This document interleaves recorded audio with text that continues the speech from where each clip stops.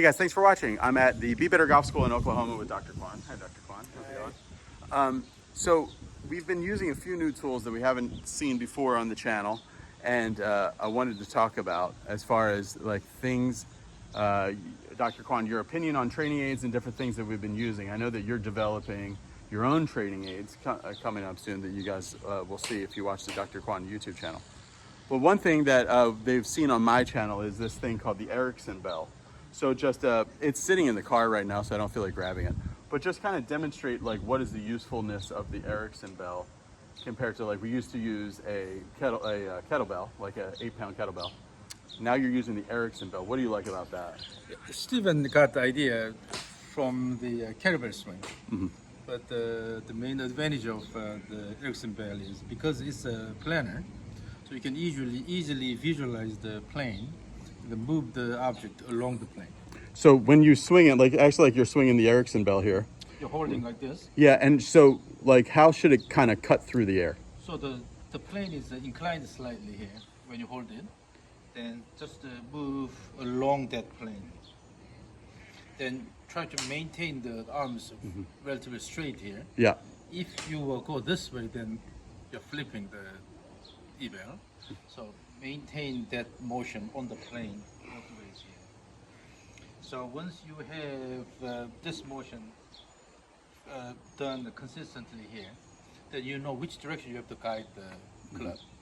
And then, so with the motion, without the Erickson bell, then we continue this motion, and then if you just introduce the supination of the forearm, that this is what you would normally do in the swing. Okay, gotcha. Although the Erickson bell plane is a bit steeper than typical. Okay. Right? Yeah. But still, the idea is go here and then go to this position instead of.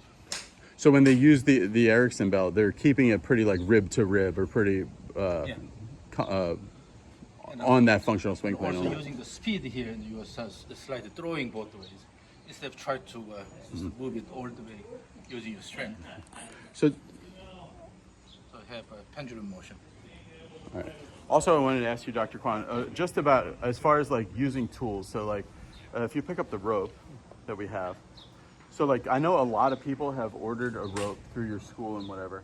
So what do you think when you see people that come to you and they already have a rope and they say, yeah, I've been doing the rope drill, I've been doing it, and you ask them to show you, what are some of the normal pitfalls or problems that you see that people have the rope but they're using it by themselves the wrong way? Still, the rope swing is mainly done by the arms. Oh, they're doing an arm swing with the rope. So the whole idea is by using the rope, because it's flexible, so you can manipulate it, and then using the whole body, you have to guide the rope properly. But they are mainly doing the arm swing. Okay, so kind of show me the wrong way, like how when people show up to you and say they've been doing it. When you use the arms, and you have to pull it down here. So before this is completed, you tend to pull it down. Like Yank. this. You don't let it go around your body. So so it's important to have the image of throwing the rope out both ways laterally. Then when the rope has enough speed, then it will go around your body. Right? But if you try to lift this up and then pull it down, Okay. then it becomes arm driven here. Okay, gotcha. So the easiest way is just to throw around and then let it wrap around your body. And then throw, the same thing happens here. Yep. Instead of lift this and then try to pull it down. Right.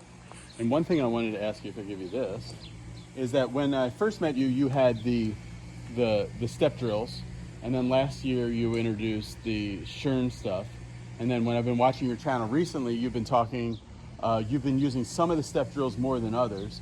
So I wanted to see like what your opinion is on the step drills now, as far as like what you think the most useful is, as far as like the general public, what you really are finding. Still, the usefulness of the step drills, stays the same.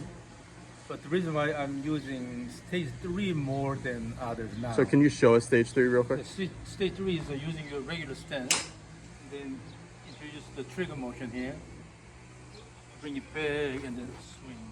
Yeah. So without taking steps. And what is the reason you're using that more now? Because usually in my reprogramming sessions, it's about 2 hours. Within that time, I have to go through different things.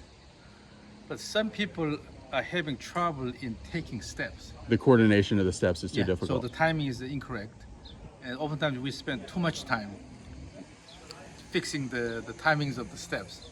Gotcha. But usually they can do reasonably well the Stage 3. Stage 3. Okay. So that's why oftentimes, depending on the progress, if they quickly get the shun rhythm, then usually I would start with the stage 1. Oh, and go okay. through 1, 2, 3. Can you show me the Shern rhythm real quick? So basically, this is flow, right? Flow. Yeah. Yeah. And then the step means shift, and then the swing is basically turn. And shift and turn together is Shern. Yeah. So essentially, turn means a shift and turn. So shift first, followed by turn. Yep. In other words, a step first and then swing. So this happens in both directions. Yeah. So when you use the trigger motion here, as the club head reaches the peak point here, you are introducing the shift motion or the step. So before this motion is completed, you already have the step here. Yeah. Then start the turn here. The same thing happens on this side. Yep. Before the turn is completed, you already have this step done, and then swing here. Okay. Can you show us a few times? Yep.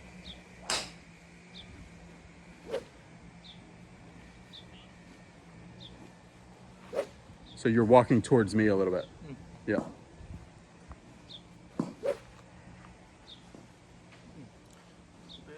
Good swing. Nice. So, but the problem is that if the shun rhythm is not fully understood, then the timing of the step is always late. So then it's hard to take the step and then do the swing at the same time. Okay. So as you do this, the main thing is the continuous club head motion. But because you are Thinking about your feet. you're focusing on the steps, then it will interfere with the club head motion. Yeah. So sometimes it's better to start without the steps and then let it go. Oof. BJ, sing. And then while maintaining the same club head motion, then you are introducing the steps. Okay. BJ, sing. Oof. BJ, sing. So essentially, in terms of club head motion, it's the same motion. Yep. And you have to introduce the steps in such a way that the lower body action actually promotes the upper body turn, Oh, okay. not interfere with the upper body. Gotcha. So when they struggle with this, then it's hard to Make any progress. progress. Yeah. So you just go So straight then to I stage usually 3. skip the first 2 and go to the, the stage 3. But that's why I skip 1 and 2 oftentimes. Okay, so here at the golf school, people are warming up because we're going to go play. If people feel like they've been doing pretty well with the drills that you promote, and now they want to take it to the course, but they want their thoughts about it to go down, what's a good way to kind of then port it over to the course? So I always recommend the stage 3 Again. as the pre-shot routine. Yep. And then they can feel the rhythm with the steps or even without the steps. So you can actually do any stage Okay. as your pre-shot routine. And then once you feel the rhythm, then you have to carry it over to your regular swing. Right. And then in the regular swing, some people must have some sort of body trigger. Okay. But some people who understand. So when the ball's in the way, they might need a like a So pre-swing. instead of throwing the club this way, you introduce a similar body motion and then start. Right, without moving the Yeah, club. Yeah. But if you really understand the shun rhythm well, and then through the step drills, then it naturally happens. So you do have a little bit of motion before you start, and then start. Right. So one thing the people can practice probably is responding to some sort of cue here. Okay. So in the lab, when we have swing analysis, we'll usually say ready, set, go. Yeah. And those people who are quite who are aware of the rhythm, that they will use the go signal as part of their rhythm here. Yep. So ready, set, go, then they respond right away. Yep. Mhm. Or even ready, set, they expect the Yeah. go. And as soon as we say go, and then They're all ready, they will actually yeah, use it as that's good. the cue. So, Brett, can you get a ball and a tee and come over here? Yeah. so really, you know, some people naturally get that idea, Uh-huh. and then always you expect when to start, that your body will automatically prepare for that. Okay. Yep. But the worst is when you just Frozen. yeah, stand still, have a lot of thoughts here, Yeah. and then try to start. Yeah. That you lose that Athleticism. natural flow. Okay, so T1 up here, Brett. Brett came to our school and ambushing him here with. So Brett, we were just talking about taking this to the course. So for Brett, Dr. Kwon, he should be feeling like a stage 3, right? Yeah, today we're using 3-in-1 strategy. So stage 3. So this is special for Brett. No. Oh, everybody. Across the board. Oh, so 3 stage 3s Yeah. to get the rhythm. To emphasize that you know, the 1, stage 3 is important. 2, 3. Nice.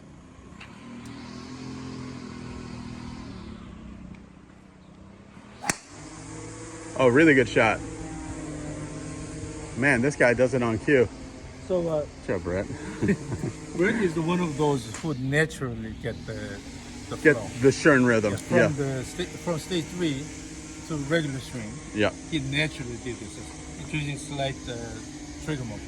Okay, good. All right, good job. Thanks for your help, Brett. Hey, if you guys are interested in coming to a Be Better Golf School with Dr. Kwon or the other pros that I work with, go to bebettergolf.net/school. You can learn more about Dr. Kwon on his YouTube page. Just search Dr. Kwon Golf on YouTube and you'll see it. And they're whacking weeds behind me, so I gotta finish this. Bye.